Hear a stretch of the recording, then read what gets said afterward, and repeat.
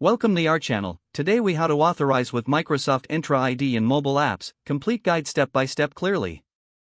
To authorize with Microsoft Entra ID in mobile apps, start by creating an Azure Active Directory tenant. Log into the Azure portal with your credentials. Navigate to the Azure Active Directory service.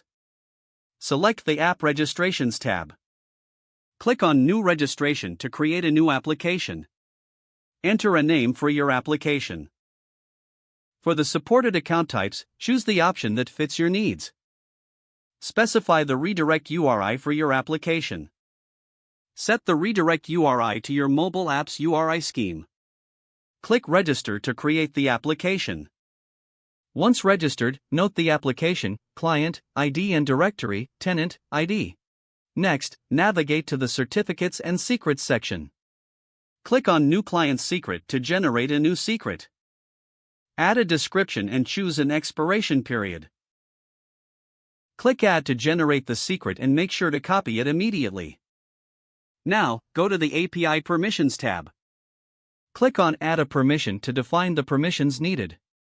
Choose Microsoft APIs or APIs my organization uses based on your requirements. Select the API and permissions required by your app.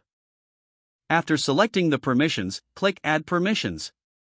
Next, configure your mobile app to use the Microsoft Authentication. Install the Microsoft Authentication library for your app's platform.